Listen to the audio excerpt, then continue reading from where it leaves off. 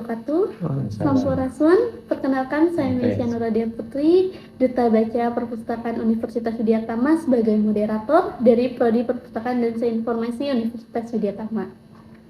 Oke, hari ini kita akan mengadakan podcast Yuk Tanya Ahlinya. Pada podcast hari ini tentu saya nggak sendirian. Di sini saya bersama dengan narasumber atau pembicara podcast yaitu Pak Ismail Solihin, SEMSI, sebagai dosen kewirausahaan Universitas Widyatama. Apa kabar Pak? Baik. Kan ada peribahasa katanya ya Pak, kalau misalkan tak kenal maka tak sayang. Iya, Boleh Bapak untuk Setuju. memperkenalkan diri terlebih dahulu. Oke, terima kasih. Ya. Nama saya Ismail Solihin. Ya. Ismail itu konon katanya bahasa Ibrani, bahasa Yahudi, tapi saya orang Sunda asli. Ismail itu katanya Tuhan tersenyum. Saya juga senang senyum-senyum, tapi insya Allah normal. Kalau Solihin itu doa orang tua saya supaya saya jadi anak soleh. Alhamdulillah sampai hari ini saya baik-baik saja. Saya mengajar mata kuliah kewirausahaan, juga menulis buku tentang kewirausahaan, dan karena ada kaitannya dengan pengembangan masyarakat, saya juga menulis buku tentang Corporate Social Responsibility atau CSR. Ya. Oke teman-teman, kita langsung aja ke podcast Yuk Tanya Ahlinya dengan tema pengembangan masyarakat. Oke, mungkin Pak saya mau bertanya langsung mengenai pengembangan masyarakat. Oke. Yang pertama mungkin terkait dengan CSR Pak. Pengembangan CSR itu pengembangannya yang seperti apa ya Pak? Ya, terima kasih. Jadi CSR itu mengalami perkembangan konsep ya, dari konsep yang awal sampai hari ini itu sudah berubah mungkin 6 generasi lah gitu ya. Di awal-awal konsep CSR ini lebih merujuk kepada kegiatan charity gitu ya, kegiatan amal yang dilakukan oleh sebuah perusahaan kepada masyarakat di sekitarnya. Nah, kita merujuk misalnya kepada tulisan yang disebutkan oleh Rockefeller di dalam bukunya Random Revolution. Nah, jadi Rockefeller itu melakukan kegiatan charity untuk memberi piano misalnya ya, memberi Alkitab dan sebagainya ke berbagai gereja di Amerika Serikat. Dan waktu itu dianggap itu sebagai sebuah kegiatan corporate social responsibility, tanggung jawab sosial perusahaan. Tapi konsep CSR ini kemudian berubah di tahun 70-an. Nah, setelah perusahaan kemudian mengenal istilah value chain gitu ya. Jadi ada rantai nilai. Nah, dari situ CSR berubah dari kegiatan yang sifatnya hanya charity, kemudian mulai diintegrasikan dengan strategi yang dilakukan oleh perusahaan. Jadi kegiatan corporate social responsibility itu dikaitkan dengan bagaimana perusahaan bisa meningkatkan rantai nilainya, gitu ya. Walaupun mereka memberikan bantuan-bantuan kepada berbagai pihak, tapi akhirnya dikaitkan dengan strategi dari perusahaan. Nah, misalnya perusahaan seperti Indofood itu mereka menanam kentang yang disebut kentang Atlantis. Nah, kentang Atlantis ini berbeda dengan kentang sayur yang biasa dimasak ibu-ibu ya, itu namanya kentang granola. Nah, kentang Atlantis ini lebih besar kentangnya. Kemudian dari pihak Indofood sendiri nanti mereka memberi ring gitu ya kepada para petani itu. Kalau kentangnya tidak lolos ring itu, maka kentangnya dibeli oleh Indofood gitu ya, untuk dijadikan bahan baku citato. Tapi kalau lolos, nah yaitu dijual oleh petaninya ke pasar seperti itu. Nah, kemudian Unilever misalnya, Unilever itu mendidik para petani di Jawa Tengah untuk menanam kedelai hitam. Nah, kedelai hitam ini kemudian mereka beli kembali untuk bahan baku kecap cap bangu. Nah, kemudian contoh yang lain adalah bagaimana perusahaan rokok membeli tembakau. Nah, tembakonya ini adalah hasil dari budidaya tembakau ya, yang dilakukan penanaman tembakau oleh petani-petani yang dibantu dari sisi benihnya, pupuknya, kemudian pelatihan cara tanamnya dan sebagainya. Nah, tembakau-tembakau ini kemudian dibeli lagi oleh perusahaan. Jadi pada intinya kegiatan CSR ini erat kaitannya dengan rantai nilai dari perusahaan. Nah, itu perkembangan berikutnya. Nah, perkembangan yang terakhir, CSR ini dikaitkan dengan isu mengenai keberlanjutan pembangunan, ya, sustainability development. Nah, sustainability development ini pemikiran sederhananya generasi yang akan datang itu bisa mendapatkan sumber daya semudah sumber daya yang diperoleh hari ini. Jadi generasi hari ini mudah mendapatkan air, generasi hari ini mudah mendapatkan udara bersih, generasi hari ini mudah mendapatkan pangan. Nah, itu harus berlanjut sampai generasi-generasi berikutnya. Nah, implikasinya maka saat ini harus dilakukan berbagai upaya supaya sumber daya itu bisa dilanjutkan ke generasi berikutnya. Ya, misalnya kita tidak menghabiskan seluruh tambang yang ada saat ini untuk generasi kita saja, air terutama ya, hanya untuk generasi kita saja misalnya ya, itu air harus berlanjut ke generasi berikutnya, seperti itu. Oke, mungkin yang kedua, apakah Bapak bisa menjelaskan tentang konsep triple bottom line? Triple bottom line ini dikemukakan oleh seorang ahli, ya boleh dibilang dia itu orang yang ingin memanusiakan kapitalisme gitu ya. Nah, namanya John Elkington. Jadi John Elkington itu membuat sebuah konsep yang kemudian dikenal dengan triple bottom line, terdiri dari 3P gitu ya. Jadi ada profit, ada people, ada planet. Nah, selama ini yang namanya kapitalisme itu biasanya dipersepsikan hanya melulu mengejar keuntungan, ya, profit. Ya, it's okay, ya, tidak apa-apa perusahaan itu mengejar profit sepanjang mereka juga memperhatikan mengenai people-nya, ya, orang-orangnya, dan juga terhadap planet terutama. Nah, terhadap planet. Karena kalau kita tidak memperhatikan planet, maka sebenarnya kita ini sedang berada seperti katak di dalam rebusan air gitu ya. Jadi fenomena katak air ini kan kurang lebih begini. Kalau kita memasukkan katak ke dalam sebuah panci misalnya ya, wajan yang berisi air dingin, kemudian pelan-pelan kita panaskan.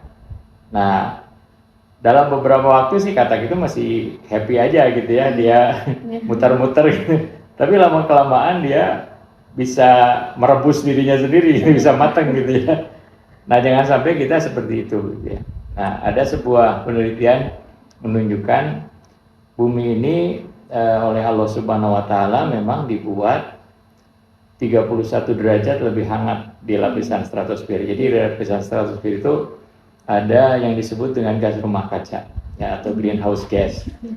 Nah, sebenarnya itu sudah alamiah ada gitu ya, diciptakan oleh Allah Subhanahu wa taala supaya bumi ini bisa dihuni oleh manusia ya, 31 derajat lebih hangat. Kalau tidak ada lapisan itu, maka kita akan kembali ke ice age gitu ya, masa ya es gitu ya. Nah, tapi karena aktivitas manusia kemudian menambahkan greenhouse gas ini, gas rumah kaca kita sebut. Ya, ada buangan dari kendaraan, ada buangan dari industri dan sebagainya. Nah, buangan dari kendaraan, buangan dari industri yang berbentuk karbon terutama itu akan mencapai stratosfer dalam waktu 23 tahun. Jadi suhu panas yang kita rasakan hari ini bukan hasil kerjaan kita kemarin, tapi hasil kerjaan kita beberapa puluh tahun yang lalu. Nah, kalau kita sekarang tidak menghentikan itu, maka akibatnya akan dirasakan oleh anak cucu kita, ya, beberapa puluh tahun yang akan datang. Bumi ini akan semakin panas, gitu ya. Nah, kalau bumi semakin panas, maka terjadilah yang disebut dengan yang melelehnya glacier, gitu ya. Jadi kita memiliki 3 kutub, ya, kutub utara, kutub selatan, dan Mount Everest, ya, kutub ketiga disebutnya. Nah, Mount Everest ini sekarang sebagian sudah hilang, ya, es abadinya. Jadi kalau orang Nepal itu melihat ke atas, biasanya dia melihat ada ya gunung es gitu. Sekarang sudah hilang sebagian. Nah, gunung esnya ini sudah cair gitu ya, berubah menjadi danau-danau yang liar. Nah, kalau ini dibiarkan, ya tidak dilakukan upaya-upaya pencegahan yang serius, dalam waktu 30 tahun ke depan, kita akan mengalami krisis air. Ya, krisis air yang bersumber dari Mount Everest ini. Jadi negara-negara yang sungai besarnya berhulu di Mount Everest, ya seperti India, misalnya India ini kan ada sungai Gangga, sungai Brahmaputra dan sebagainya, itu akan kekurangan air. Ya, kemudian ada sungai Yangtze, ya, ya sungai-sungai yang mengalir ke Cina ya, sampai Vietnam itu berhulu di Mount Everest. Nah, kalau Mount Everestnya rusak, maka yang terancam adalah beberapa negara, dan itu menimbulkan krisis air kurang lebih untuk 300 juta orang.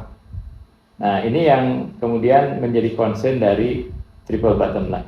Ya, oke lah orang nyari duit, tapi jangan merusak lingkungan, gitu. Kurang lebih. Oke, kalau implikasi dari konsep triple bottom line ini dari kegiatan CSR itu apa ya, Pak? Ya, jadi boleh dibilang John Elkington ini setelah menulis buku judulnya Cannibal with Fork, ya, Cannibal with Fork. Jadi ini sebenarnya sindiran. Cannibal itu kan kalau makan ya makan aja gitu ya, makan orang gitu ya. Tapi ini cannibal with fork gitu ya. Jadi menggunakan garpu. Cannibal tapi menggunakan garpu. Artinya ya ini sindiran untuk kapitalisme. Ya, kapitalisme itu bolehlah brutal di dalam mencari uang, tapi tolong perhatikan aspek-aspek yang lain. Nah, dengan adanya tulisan ini menginspirasi berbagai kalangan untuk kemudian lebih mengedepankan tentang tanggung jawab sosial perusahaan.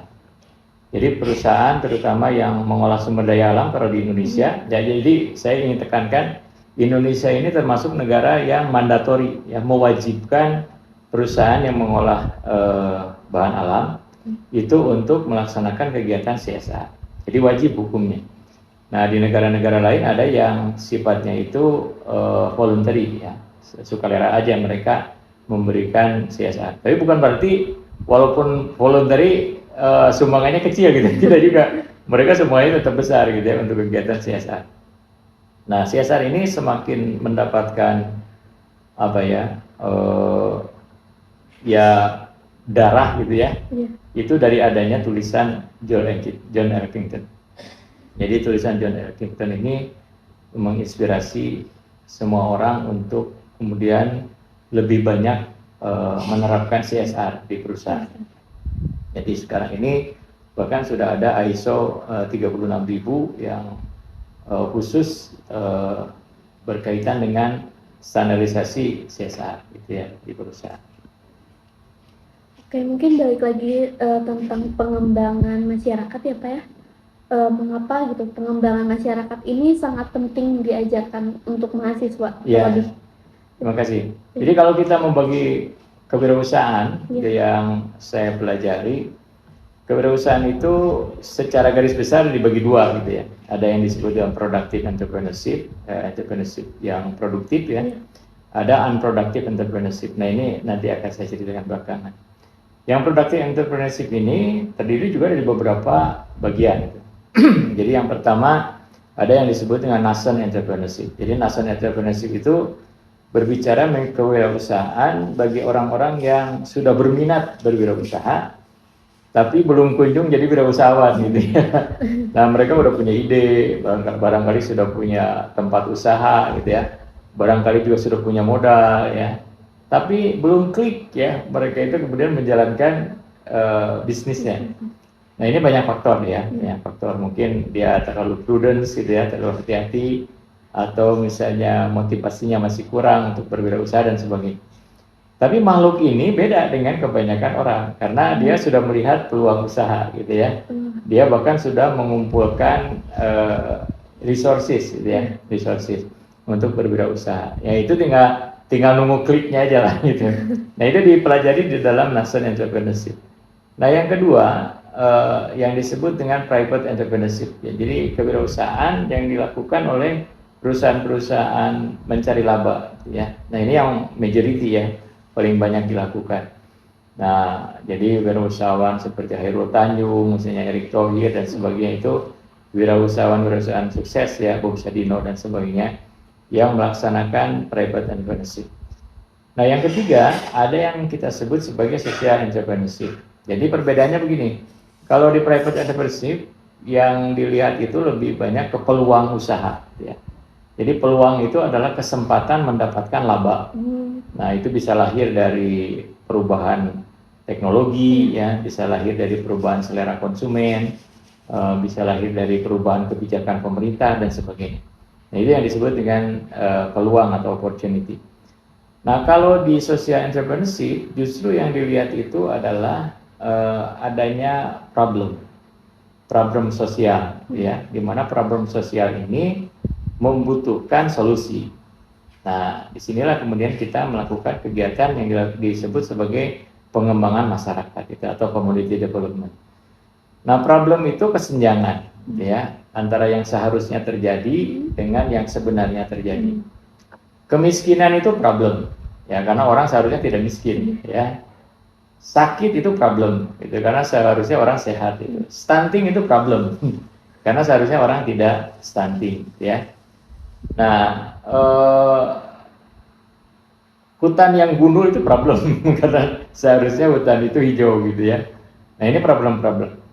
Nah jadi kalau pengembangan masyarakat kita beranjak justru dari permasalahan yang ditemukan di dalam masyarakat. Dan ini tidak sama antara satu wilayah dengan wilayah yang lain. Ya saya sudah berkeliling Indonesia melihat problem-problem di masyarakat gitu ya. Ada masyarakat itu yang sederhana saja butuh jembatan gitu ya. Jembatannya dibuat selesai gitu ya. Ada masyarakat itu yang membutuhkan puskesmas gitu ya. Ada masyarakat itu yang hanya membutuhkan air sehat.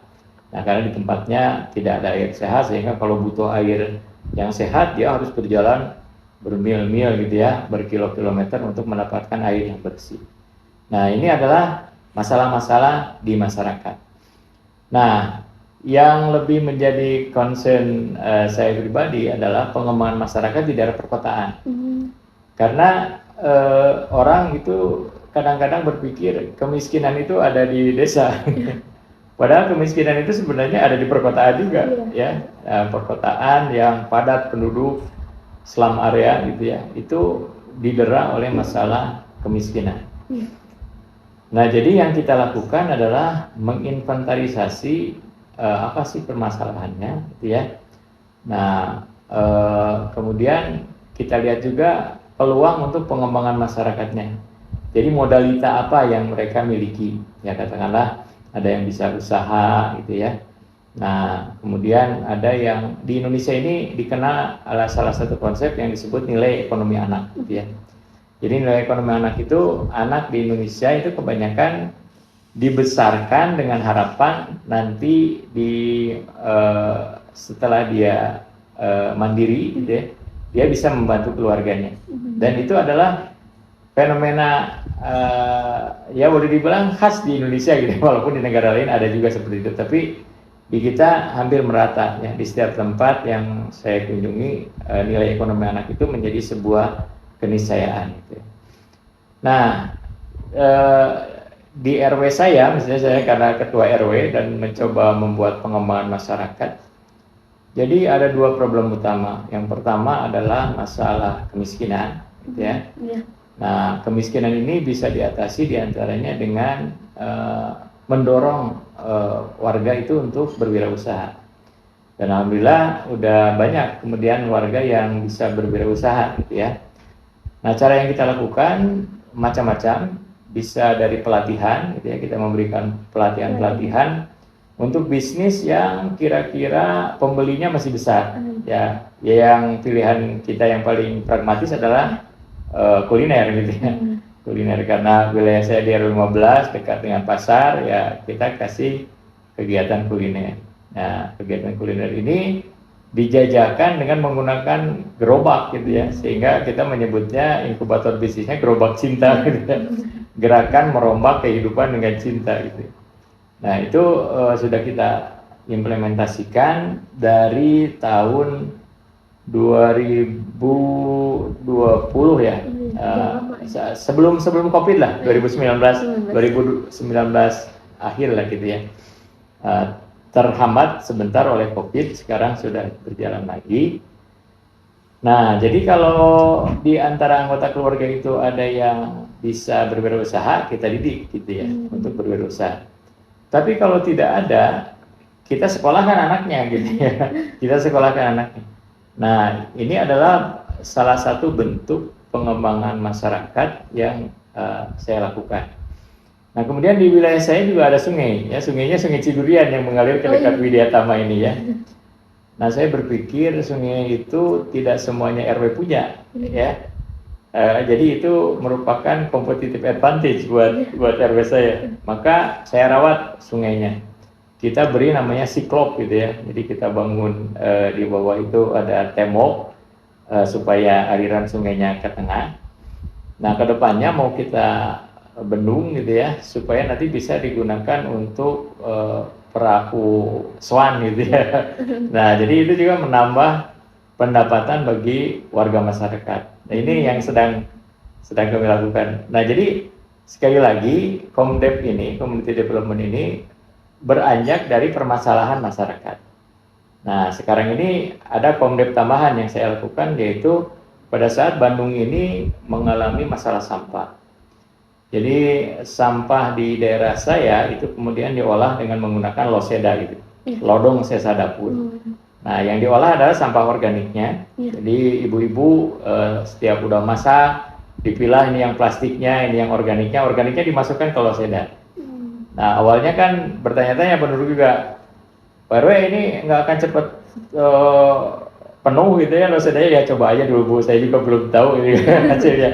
Nah, ternyata sekarang setelah 2 bulan berjalan, walaupun tiap hari diisi nasi, diisi sayuran dan sebagainya, lodong itu walaupun tingginya 1 meter belum penuh-penuh sampai sekarang.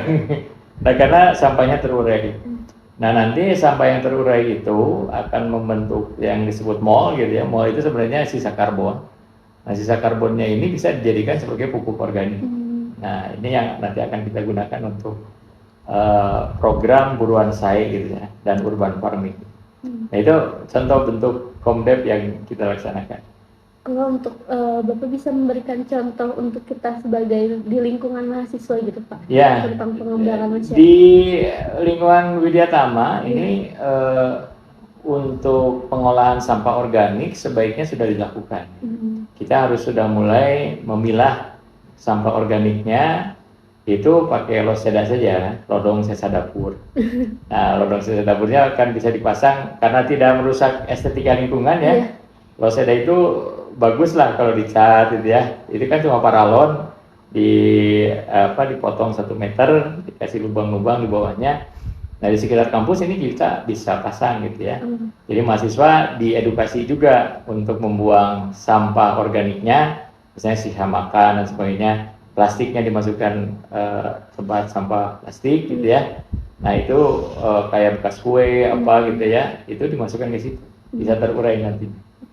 Nah, sehingga kita memberi contoh untuk ya bagaimana pemanfaatan dari loseda itu. Nah, di sekitar Widyatama ini ada taman-taman yang saya lihat tidak terawat sampai sekarang ini di sebelah sungai ya, terutama. Itu tamannya awut-awutan. Saya rasa pengajar kewirausahaan itu harus memberi contoh bagaimana memanfaatkan taman-taman itu menjadi taman yang indah. Nah, misalnya kita bisa mengembangkan kegiatan yang disebut dengan tabulam pot, tanaman buah dalam pot. Pot-potnya sudah ada gitu ya di sana. Nah, kita tinggal kerjasama aja dengan Dinas Ketahanan Pangan, minta bibit-bibit tanaman buah gitu ya. Yang ya tinggi 1,5 meter juga sudah berbuah gitu ya, kita tanam di sana gitu, sehingga jauh lebih estetis gitu kalau itu dilakukan ya. Potnya kita cat kembali gitu ya, sehingga tidak ada coret-coretan yang kayak sekarang gitu ya. Ya disebut graffiti ya bukan lah gitu ya, itu mah gambar yang liar aja gitu ya. Nah, itu sayang karena kita di lingkungan kampus harusnya bisa memberikan edukasi kepada masyarakat. Oke, mungkin untuk di zaman sekarang tuh lebih ke wirausahaan yang UMKM ya Pak, Iya, pengembangan UMKM. iya. Nah, sekarang ini kan jadi begini, saya di kelas itu selalu menekankan kewirausahaan itu tidak hanya memburu profit, ya, tidak hanya memburu profit.